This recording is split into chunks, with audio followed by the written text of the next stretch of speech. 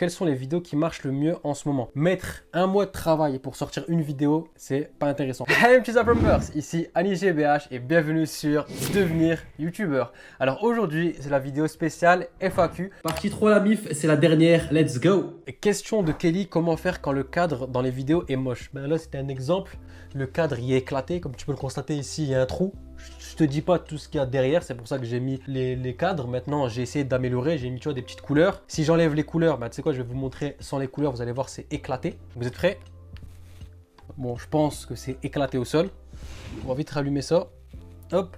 Je vais vous montrer la différence. J'ai filmé pendant l'événement. Au début, j'avais mis que 2 cadres. Donc, je vais vous montrer avec 2 cadres. Vous allez voir la différence. Pareil, c'est plus moche. Et je vais essayer de voir si j'ai encore du stock sans les cadres. Vous allez voir la différence. Donc, jeu de lumière, décoration, peinture. Après, trouver l'angle aussi. Là, si je filme tout, il y a des lits. C'est le carnage. C'est un bordel. Non, trouver le bon angle qui rend le plus joli possible. Donc, peu importe l'endroit où vous êtes, il y a toujours moyen de rendre un cadre stylé. Question de Pandrador TV, comment on fait pour captiver les gens sur tes vidéos? Sortir au mieux sa personnalité, je dis pas d'exagérer, mais voilà, en vidéo, la personnalité, on la voit moins que dans la vraie vie, donc essayer de faire ressortir ça au mieux. Et ben, pour réussir à captiver les gens, honnêtement, la première règle, c'est l'expérience. Pareil, regardez mes premières vidéos YouTube, j'étais vraiment pas comme aujourd'hui, j'étais pas à l'aise pareil. Ma voix, c'était vraiment pas la même, j'avais une voix aiguë, je parlais bizarrement. Si tu regardes cette vidéo, c'est que tu es ou tu veux devenir YouTubeur, alors bienvenue à toi. Je me présente, Anis GBH. Parce que j'avais pas l'habitude, j'étais pas à l'aise. Donc la règle numéro 1, c'est l'expérience. Règle numéro 2, comme je vous ai dit, c'est demander l'avis aux autres.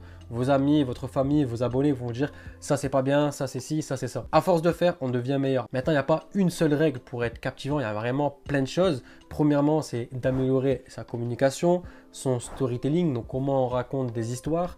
Ensuite, essayer de faire ressortir au mieux sa personnalité. Et bien évidemment, il y a le montage qui joue derrière. On peut mettre exactement la même vidéo, une sans montage, sans musique, sans titre, sans rien. Et une avec grave du montage, des musiques motivantes, inspirantes, des trucs de ouf.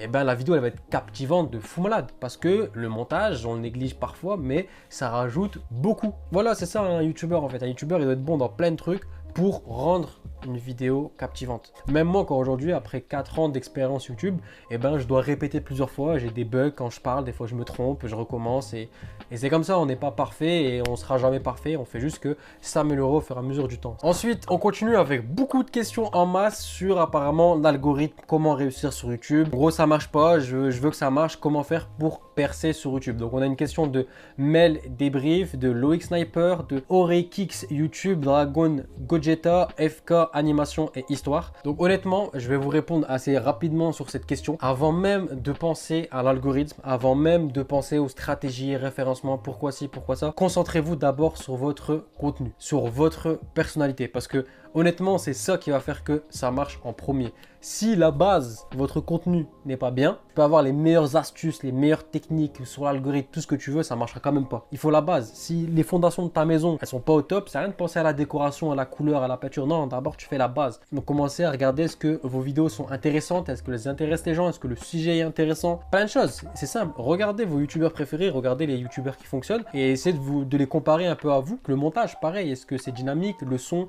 est-ce que le son est bon? Les musiques de fond, enfin, je sais pas, c'est un tout. Les miniatures, pareil. Est-ce qu'elles sont intéressantes? Est-ce que ça donne envie de cliquer? Parce que de toute façon, c'est simple. Sur toutes les analyses que j'ai pu faire cette année et l'année dernière, je voyais directement les gens qui venaient de commencer sur YouTube et même vous, qui êtes youtubeur débutant, vous remarquez exactement les mêmes choses que moi. Les miniatures, elles étaient vraiment pas ouf. La bannière, pareil.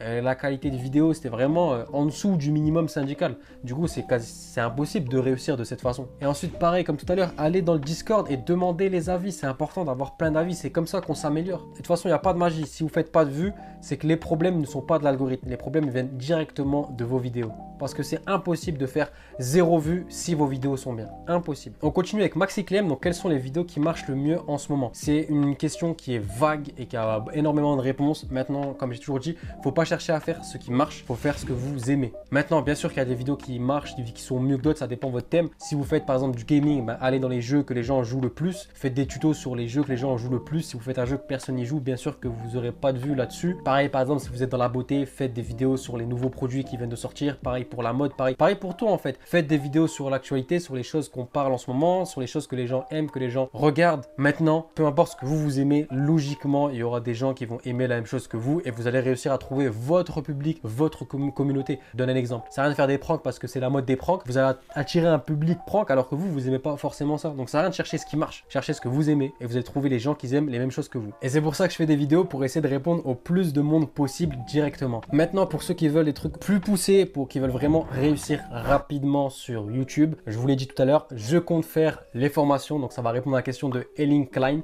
C'est un des projets qui arrive. Maintenant, quand est-ce que je vais le lancer? Je ne sais pas. Je suis quelqu'un de pointilleux et quand je fais un truc, j'ai envie de le faire à fond. Donc je pense que je vais quand même mettre du temps pour bien la faire et pour être sûr qu'elle vous aide au maximum. Donc maintenant, pour répondre à Eren Salabas et à Production Littéraire, je compte également faire des formations TikTok parce que j'ai réussi à avoir de l'argent sur TikTok. En un mois, j'avais réussi à faire 500 ou 600 $. Mais avant ça, bien sûr que je ferai des vidéos tutoriels, comment percer sur TikTok, comment comprendre l'algorithme. Il y aura toujours des vidéos gratuites. Mais pour ceux qui veulent en vivre de TikTok, rapidement, comprendre vraiment tous les secrets, je vous ferai une formation, un truc de ouf, bien complet, spécifique. Et ensuite, pour répondre à Rai BS, bien évidemment que je vais faire des vidéos sur l'algorithme de YouTube. C'est la base de cette chaîne. Pour répondre à Loïc Sniper, est-ce que rajouter d'hashtag dans le titre, c'est un plus pour la vidéo? Pas du tout, ça change rien du tout au référencement. On continue avec les questions YouTube. Nous avons une question de Counter FX. J'ai une perte de motivation et je me dis qu'il vaut mieux peut-être la qualité que la régularité d'une vidéo. Optez pour une vidéo bien structurée et bien montée qu'une vidéo par semaine bâclée. Qu'en penses-tu? Honnêtement, je vais toujours vous dire que la régularité, c'est ultra important sur YouTube et sur tous les réseaux en général. Heureusement pour nous, YouTube, c'est l'un des moins stricts au niveau de la régularité. Sur d'autres réseaux, vous vous arrêtez pendant une semaine, 2 semaines, un mois, vous êtes mort. YouTube, ça va. Mais mettre un mois de travail pour sortir une vidéo, c'est pas intéressant. Des fois, vous faites des trucs de ouf, les gens, ils le voient même pas.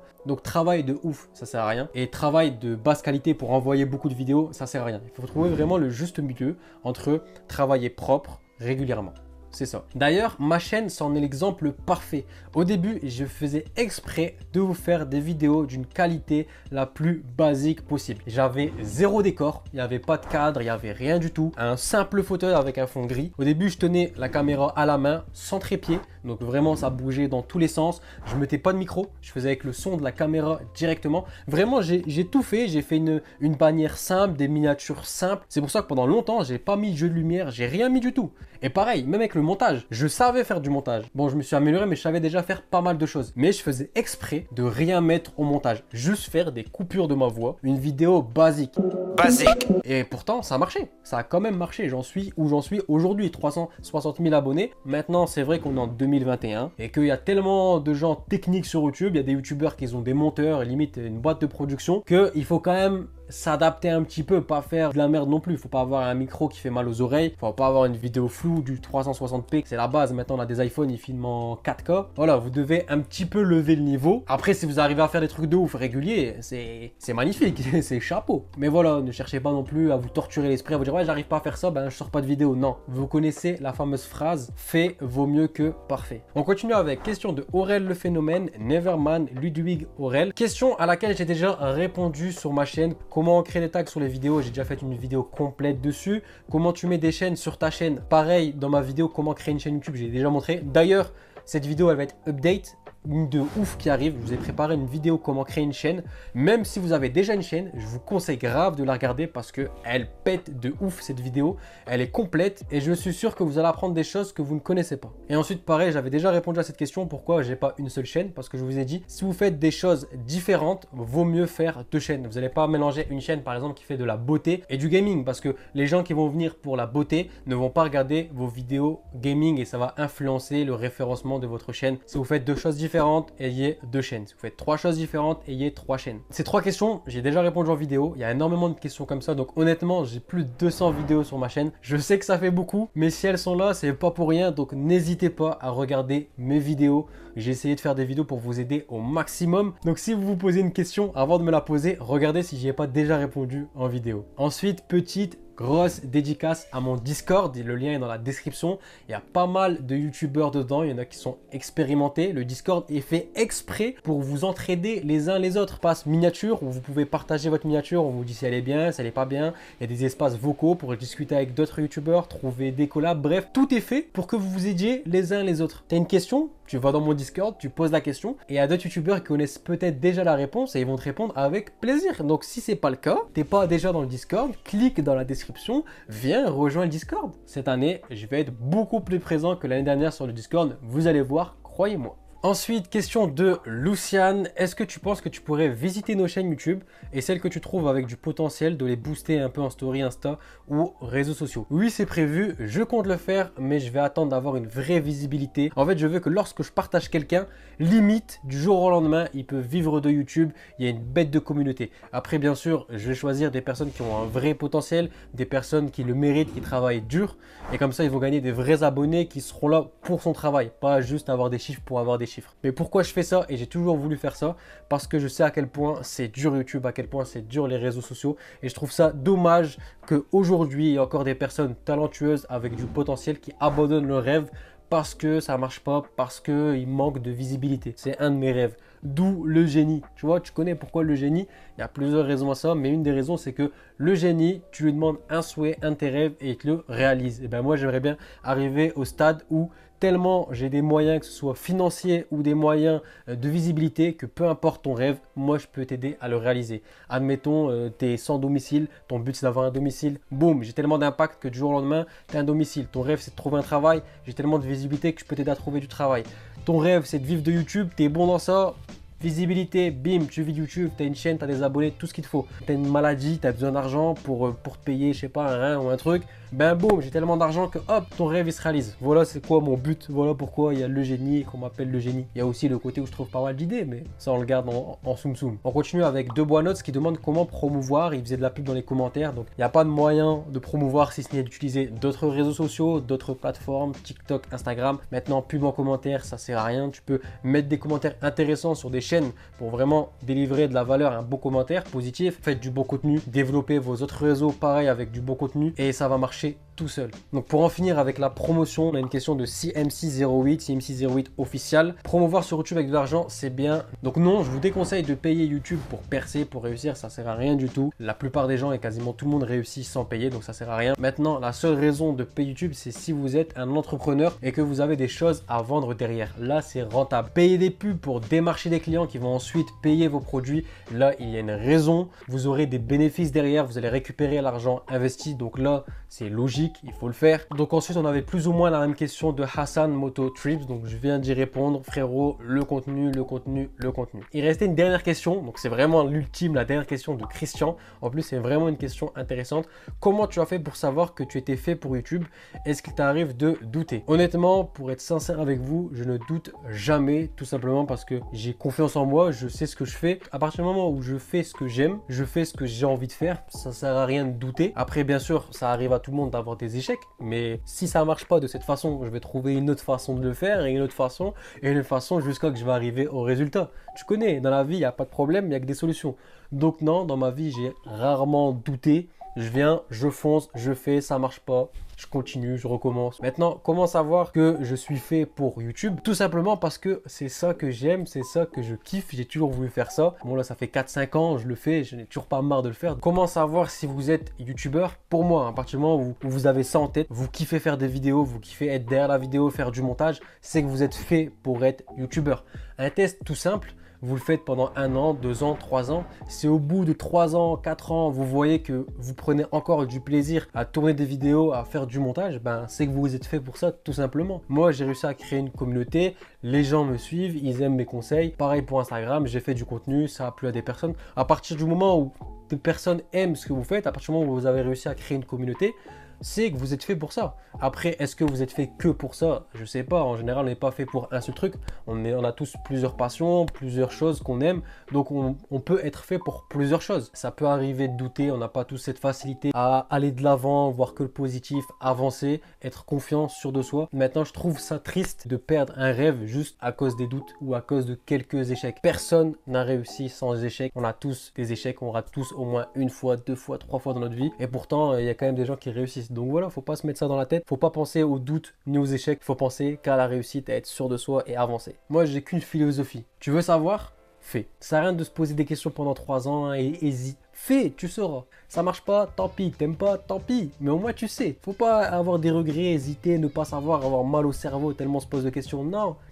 Boum, action, action, action. D'ailleurs, je te conseille de me follow sur Instagram parce qu'il y a plein de choses que je partage là-bas que je pourrais pas partager sur YouTube parce que je vais pas faire une vidéo à chaque fois. Donc, si tu vas avoir des exclus, des avant-premières ou des conseils rapides, n'hésite pas à me follow sur Insta. Donc voilà la famille, c'était la dernière question. J'espère que cette vidéo vous a plu, que mes réponses vous ont plu. Si c'est le cas, n'hésitez pas à me lâcher un gros like, ça fait toujours plaisir et ça m'aide pour le référencement. Si tu as la moindre question, une question que tu as posée et que je n'ai pas répondu ou une question qui t'est venue, n'hésite pas à me la poser en commentaire. Pour la prochaine FAQ, je viendrai directement en dessous de cette vidéo pour prendre mes questions. Et si tu n'as rien à dire en commentaire, tu connais, hashtag référencement ou écris-moi ce que tu veux, soutiens-moi, peu importe, juste écris seulement pour le référencement. Comme je viens de relancer la chaîne, toi-même tu sais, j'ai besoin de force, j'ai besoin de vous. On va redémarrer la chaîne ensemble la famille. Ensuite la famille, n'oubliez pas le Discord dans la description si vous voulez échanger, discuter et recevoir de l'aide d'autres youtubeurs. Il sert à ça, il est là pour vous servir. Donc voilà, rejoignez le Discord la MIF. N'oubliez pas, je vous ai glissé en i toutes mes meilleures vidéos. Je vous conseille de les regarder si vous les avez pas déjà vues, ça peut clairement vous aider. Et si comme par hasard tu es venu sur cette vidéo FAQ, ce serait bizarre, et que tu n'es pas abonné, je te glisse ma petite tête ici, tu cliques, tu t'abonnes. Je pense que ça va t'aider à t'améliorer sur YouTube avec tous mes conseils, mes tutos. Et chose très importante, si tu ne l'as pas déjà fait, c'est activer la cloche des notifications. Comme ça, tu vas recevoir toutes mes vidéos parce que je sais qu'il y en a qui en reçoivent pas. Donc, faites-moi un petit kiff, cliquez, ça prend 2 secondes. Et quant aux autres, si vous avez déjà tout fait, vous êtes les boss. Donc, rendez-vous dans une prochaine vidéo, prochain tuto, prochain conseil. Bye, bye, bye.